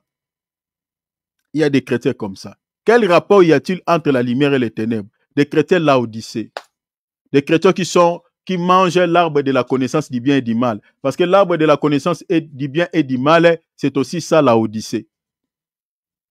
C'est-à-dire, dans un seul arbre, on retrouve les biens, on retrouve le mal. On retrouve la lumière, on retrouve les ténèbres. On retrouve, voilà, ce qui est positif, ce qui est négatif. Dans un seul arbre. Parce que l'arbre ici, c'est la vie de tout un homme. C'est aussi la vie d'un chrétien. C'est aussi la vie d'un ministre de Dieu. Les biens et les mal, la Odyssée. Soyons l'arbre de vie. L'arbre de vie. C'est-à-dire, dans cet arbre-là, on retrouve seulement la vie et non la mort. Quel accord y a-t-il entre Christ et Bélial? Bélial ici, c'est Satan. Quel accord? Quand on parle d'un accord, c'est l'alliance. Moi, tel que je suis là, moi, je ne peux pas m'associer avec des faux prophètes. Jamais. Moi, avant de travailler avec un ministre, je dois d'abord connaître sa doctrine. Je dois d'abord connaître. S'il est dans des fausses doctrines, on va parler. Peut-être il est dans des fausses doctrines par égarement. Je dois présenter les Écritures. Lui aussi va présenter les Écritures. Si, par exemple, je trouve que lui n'est pas d'accord à ce que moi je présente dans les Écritures, je ne peux pas travailler avec lui. Je ne peux pas. Même s'il est millionnaire, j'ai refusé de travailler dans plusieurs ensembles à cause de cela. À cause de cela. Donc, dans une assemblée où il y a des fausses doctrines, je ne peux pas. Même s'ils sont riches, je ne peux pas. Et un ministre authentique de Dieu ne peut pas se mettre en accord, ne peut pas travailler dans une assemblée où il y a des fausses doctrines, ou travailler avec un ministre qui est dans des fausses doctrines, ne peut pas. Parce que la Bible dit, quel accord y a-t-il entre quoi? Entre Christ et quoi? Et Bélial. Bélial, Satan. C'est-à-dire, nous avons des gens qui travaillent pour Christ et nous avons des gens qui servent Bélial, c'est-à-dire les diables. Il n'y a aucun rapport. Bien aimé, sois un enfant de Dieu authentique et restez dans les camps des gens qui sont dans la lumière. Jésus nous a transportés des ténèbres à la lumière. Donc ne retourne plus dans les ténèbres. Malheureusement, il y a des chrétiens qui retournent dans les ténèbres. Après avoir prêché cette vérité, mais il y a des chrétiens qui peuvent aller prier dans les églises des faux prophètes. C'est votre salut qui est à haut risque, qui est en jeu. Faisons attention. Faisons attention. J'avais dit dans la vidéo précédente ici que les faux prophètes, ce ne sont pas des gens que vous verrez avec des cornes comme ça, voilà, pour comprendre qu'ils sont envoyés par Satan. Non, non. Ce sont des gens normaux comme moi et toi là. Vous voyez, des gens normaux qui nous font du sourire, qui nous salient gentiment, voilà. Ce sont des gens comme ça. Vous voyez? Donc, des gens qui nous prêchent, entre guillemets, Jésus, ce sont ces gens-là des faux prophètes. Mais pour pouvoir les reconnaître, c'est par l'enseignement. Si vous ne vérifiez pas l'enseignement, vous ne veillez pas sur l'enseignement, vous tomberez entre les mains des faux prophètes. Donc, faisons attention par rapport à cela. L'apôtre Paul continue, dit, et qu'elle part à les fidèles avec l'infidèle. Vous voyez cela? Toi, tu es fidèle. Tu t'allies avec quelqu'un qui est infidèle, c'est compliqué. L'alliance, les accords. Dans la Bible, une alliance ou un pacte est un piège. Est un piège. Si vous ne faites pas attention, est un piège. je crois même dans Deutéronome, je crois 26, comme ça le Seigneur l'a dit, est un piège. Donc quand il t'allie avec quelqu'un, sachez-le que les liens là, c'est tout un piège pour chacun de vous. Donc celui qui ne respectera pas cette alliance-là, cet accord-là, ça va vous compliquer la vie. La raison pour laquelle dans nos familles aujourd'hui, nous pleurnichons beaucoup, à cause de quoi? À cause des alliances que nos aïeux ont conclues. Les alliances. Nous avons eu des ancêtres qui ont conclu des alliances, qui ont fait des pactes avec le monde des ténèbres. Nos ancêtres-là sont morts. Mais dans certaines familles, vous trouverez des situations un peu très, très compliquées liées aux alliances. Les esprits méchants réclament tous les jours cette famille-là à cause des alliances que leurs aïeux ont conclues. Prenons par exemple des maladies incurables dans certaines familles. C'est souvent lié aux alliances. Lié aux alliances. Des maladies incurables, certains problèmes, certaines stérilités, certaines pauvretés. Dans des familles, ils perdent toujours les gens. Chaque année, ou à une date quelconque, une période quelconque, il faut que quelqu'un meure. Souvent, ce genre de problème, c'est lié aux alliances. Certaines maladies incurables liées aux alliances. Il y a certains démons qui réclament certains sa famille. Parce que nous avons des alliances directes et des alliances indirectes. Parce qu'il y a certaines personnes qui disent, oh, moi, qu'est-ce que moi j'ai à voir si, par exemple, mon grand-parent était occultiste ou il avait conclu des alliances avec les diables. Qu'est-ce que moi j'ai à voir? Ça, c'était ses affaires à lui. Donc moi, je ne suis pour rien dans tout ça. Oui, on est pour rien. On n'a pas conclu l'alliance directe, mais on est dans une alliance indirecte. On appelle ça l'alliance directe, c'est par le sang. C'est pour cela que vous remarquez dans la Bible dit, les parents ont mangé les raisins verts, mais c'est les dents des enfants qui sont agacées. Vous voyez cela? Et si vous lisez 1 Pierre chapitre 1er, verset 19, la Bible dit, du verset 18, la Bible dit, le Seigneur nous a libérés des vaines manières de vivre héritées de nos parents. Donc les alliances, c'est un héritage. Un héritage, pardon. Vous voyez cela? Les alliances, c'est un héritage. C'est-à-dire que vous avez hérité de vos pères. Donc, beaucoup de soucis. Dans certaines familles, vous trouverez la sorcellerie qui règne. La sorcellerie, là, ne tombe pas à pic. Il y a eu des ancêtres qui avaient conclu les alliances avec le monde des ténèbres, qui se sont engagés pour travailler pour le royaume des mondes des ténèbres. Et à chaque fois, dans cette famille-là, quand cet ancêtre-là meurt, il va maintenant léguer ce pouvoir-là de la sorcellerie à quelqu'un d'autre. C'est comme cela que vous trouverez dans nos familles, que ce soit, je parle ici de la famille du monde entier, vous trouverez qu'il y a des pratiques, par exemple, de l'occultisme, des pratiques, par exemple, de la sorcellerie magie noire, il y a ce genre de choses. Ces choses-là, si vous vérifiez dans certaines familles, ça remonte plus loin. Donc, à chaque fois, celui qui pratique ce genre de choses, cet occultisme, avant de mourir, il va déléguer ce pouvoir-là à quelqu'un d'autre. C'est pour ça que nous avons pas mal de gens qui sont dans la sorcellerie, l'occultisme dans nos familles, les alliances. Et les esprits qui travaillent dans chaque famille à cause des alliances, ces esprits-là, souvent des gens qui ne sont pas pactés avec eux, ce sont ces gens-là qui sont leurs proies, qui sont des victimes. C'est pour cela que vous voyez que la majorité des combats que nous avons sur le plan spirituel, des fois vous n'êtes pas dans la sorcellerie, vous n'êtes pas dans... vous ne connaissez rien du tout sur le plan spirituel, voilà, dans les cas de Satan. Mais des fois, vous vivez des situations, vous êtes en train de traverser certaines situations très, très compliquées. Et si vous priez bien le Seigneur va vous révéler qui sont dans votre famille, qui sont derrière cela. Est-ce que vous voyez cela?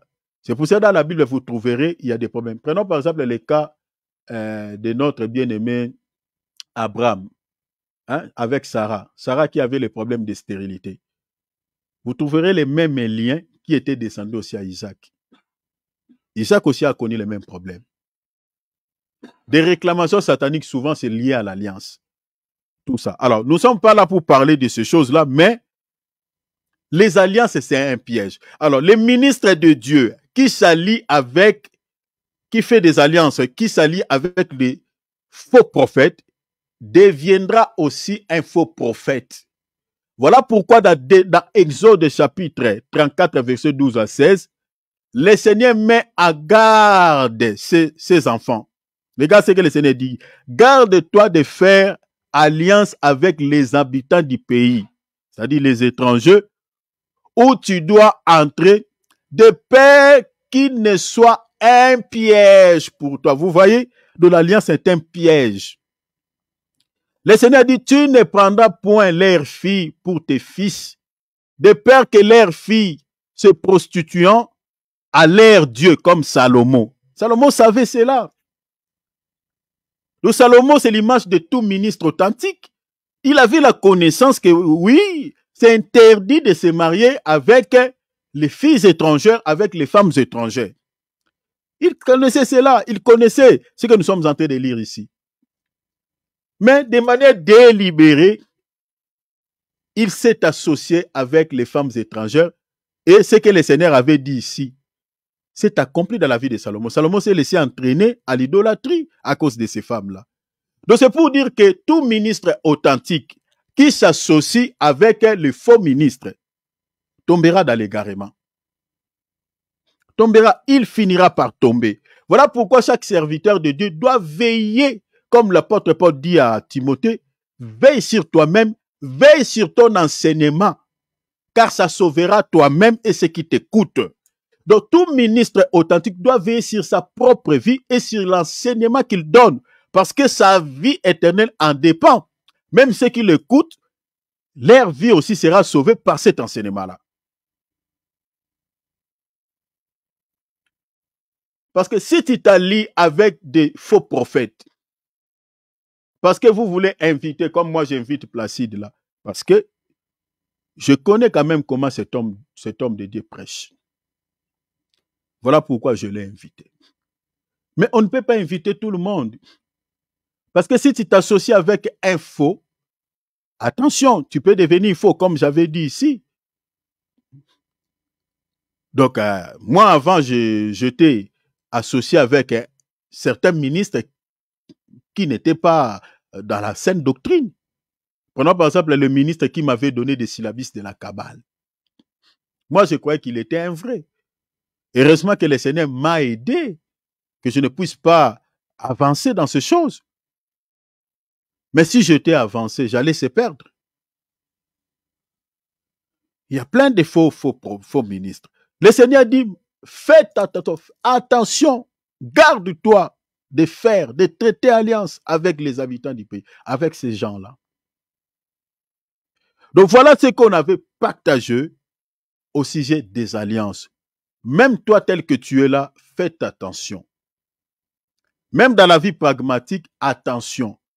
On ne s'associe pas avec n'importe qui. La Bible dit quoi? Les mauvaises compagnies corrompent les bonnes messes. Tu es une fille de Jésus, tu es le fils de Jésus. Attention avec la personne que tu cohabites. Attention avec la personne que tu t'associes avec elle. Faisons attention.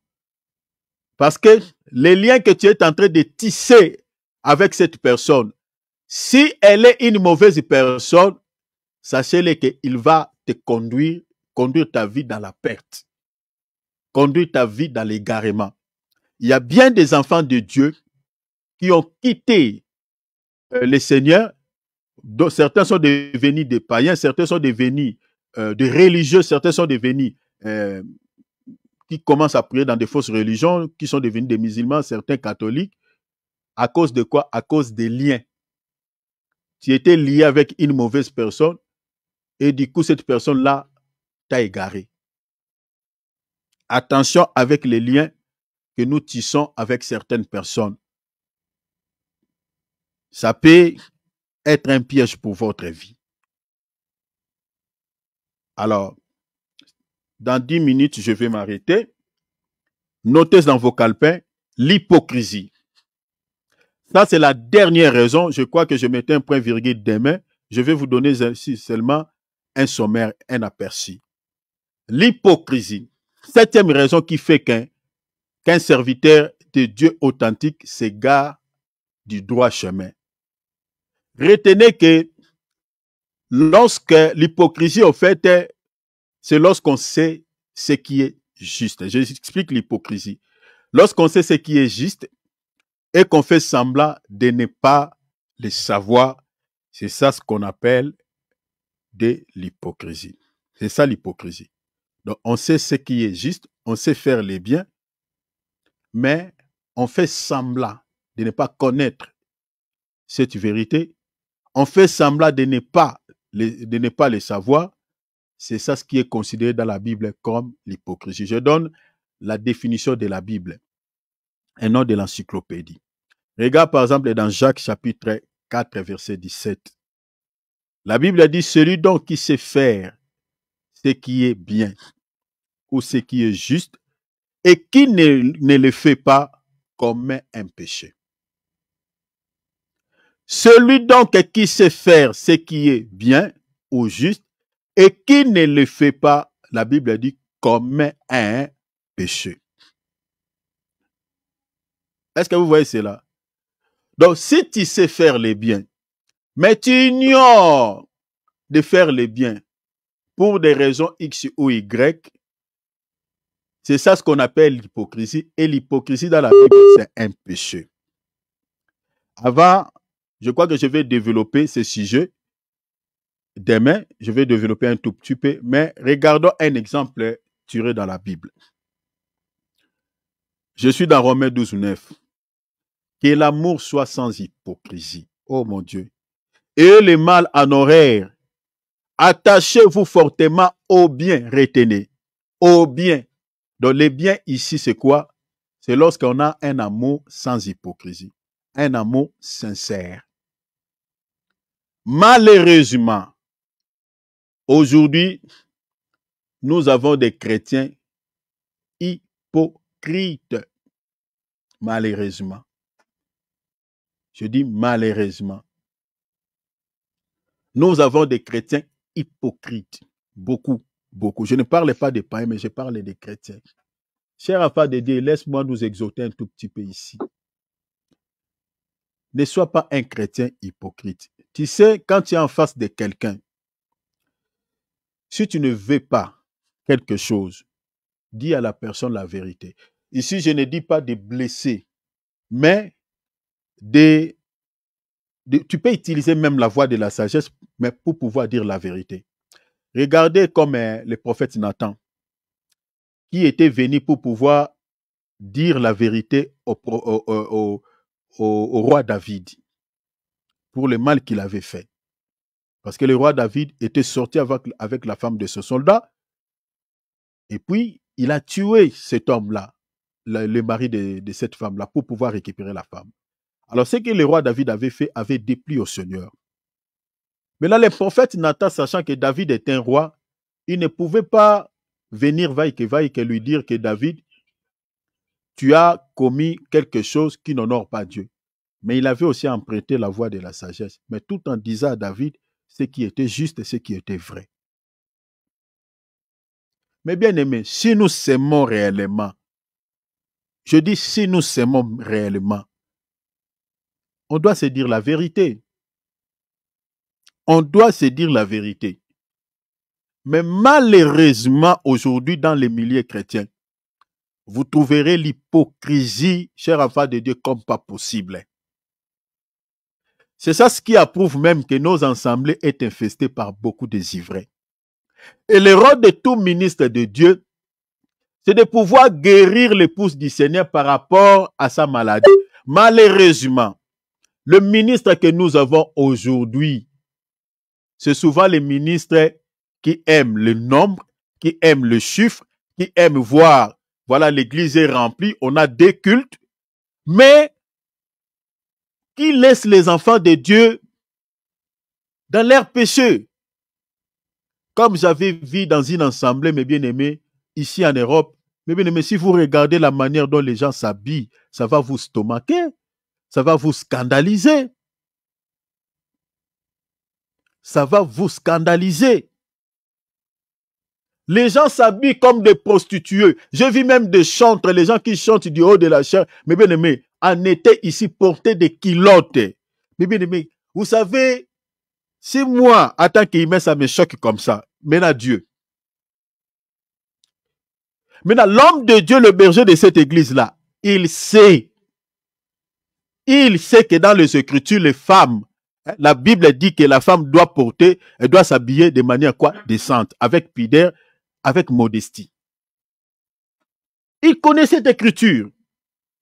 Au lieu de véhiculer un message par rapport aux soucis qu'il voit dans cette église, mais l'homme de Dieu, non, lui, il veut les nombres, il veut que l'église soit remplie. Il dit, bon, si j'ai dit ça à cette sœur, il va plus chanter, il va plus venir à l'église, peut-être elle va quitter l'église, elle va plus chanter. Donc, voilà. Maintenant, comme l'homme de Dieu veut que les gens puissent, l'église soit remplie, il cache la vérité. Il cache. C'est ça ce qu'on appelle l'hypocrisie. Ça commence chez les hommes de Dieu jusqu'aux gens qui s'asseyent sur des chaises.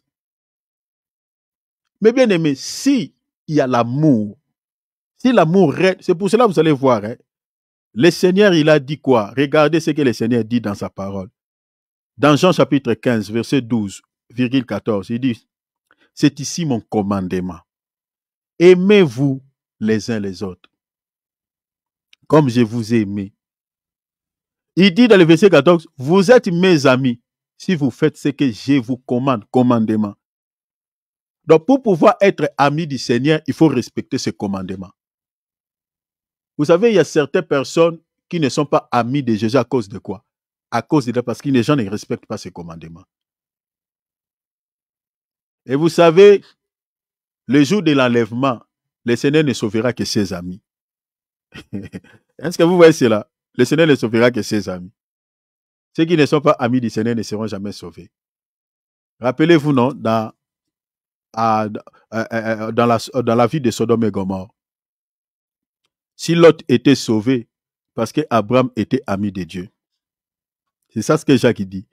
Dieu a dit, cacherai-je à mon ami Abraham ce que je vais faire dans la vie de Sodome et Gomorrhe.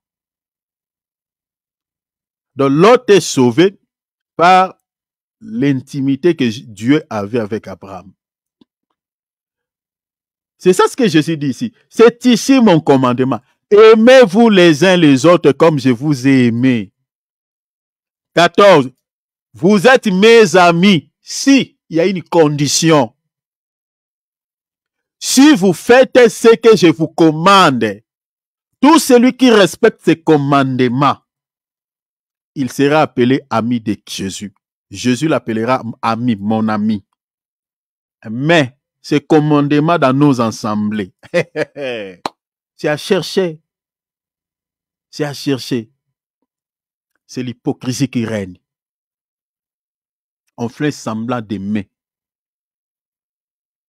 C'est l'hypocrisie. Commençons par les hommes de Dieu. L'homme de Dieu avec ses deux yeux, il voit que l'église est malade. Mais il refuse de traiter cette maladie.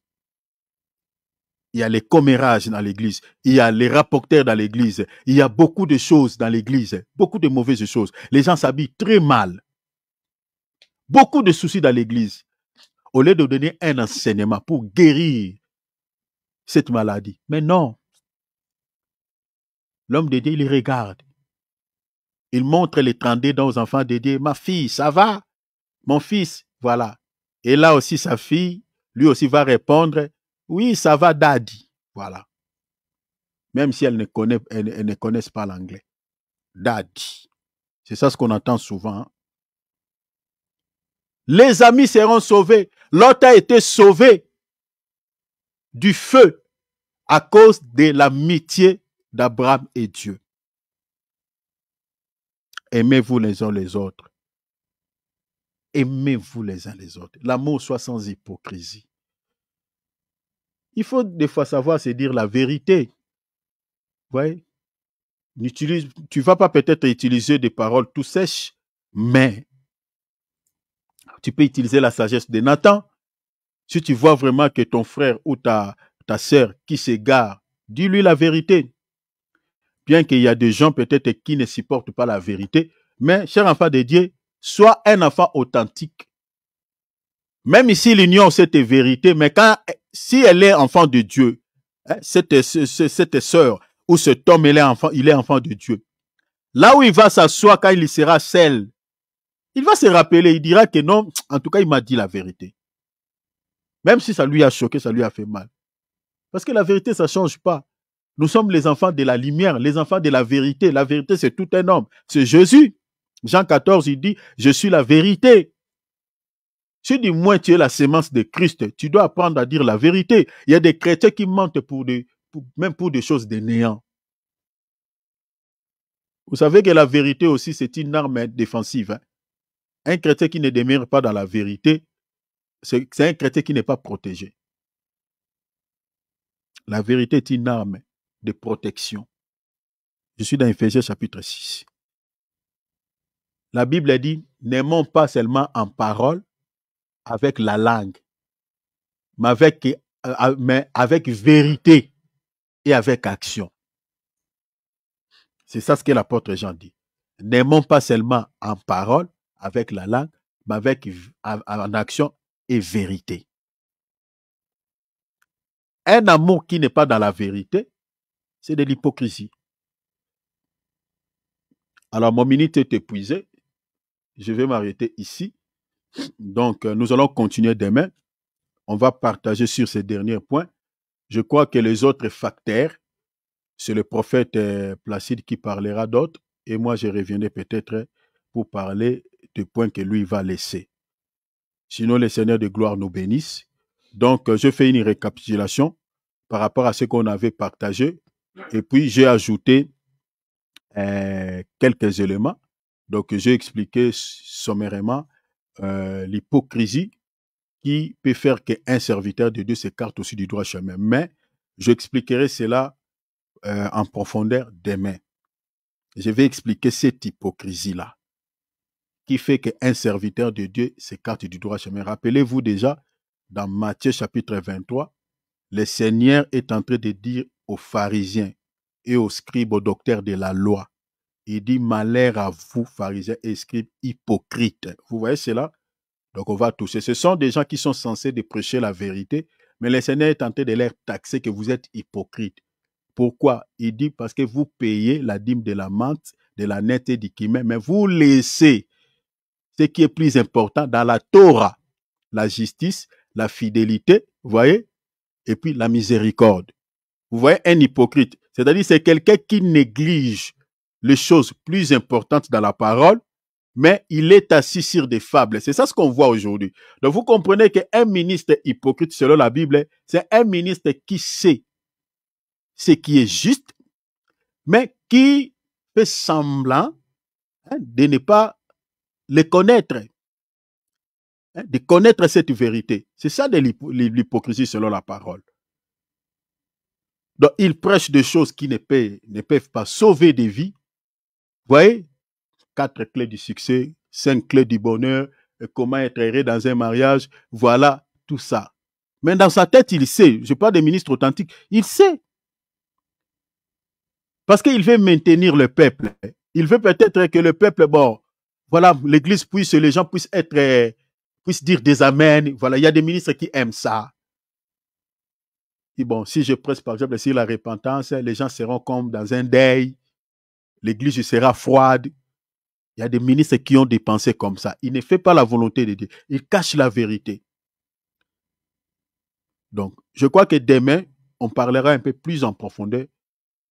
Un ministre authentique, mais à cause de l'hypocrisie, par l'hypocrisie, comme l'apôtre Paul le dit, par l'hypocrisie, qui s'est écarté du droit chemin. Ouvrons nos micros, nous allons prier le Seigneur. Nous allons demander la grâce de Dieu. Cher enfant de Dieu, sois un chrétien authentique. Sois un enfant de Dieu sincère. Ne sois pas un hypocrite, cher enfant de Dieu. Les hypocrites n'hériteront point le royaume des cieux. Sois sincère, demande à Dieu que tu sois authentique. Nous aimons les éloges des hommes. Nous aimons que les gens nous acclament. Quand on fait quelque chose des fois, on regarde les gens autour de nous. Qu'est-ce qu'ils disent?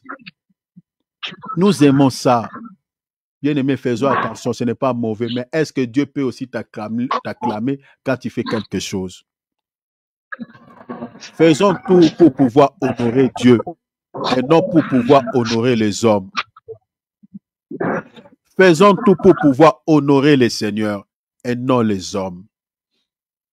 Alors prions les seigneurs d'être un chrétien authentique, d'avoir un amour authentique, de ne pas s'allier aux pécheurs, mais de pouvoir s'allier avec les enfants de Dieu qui craignent Dieu pour pouvoir sauver aussi ta vie.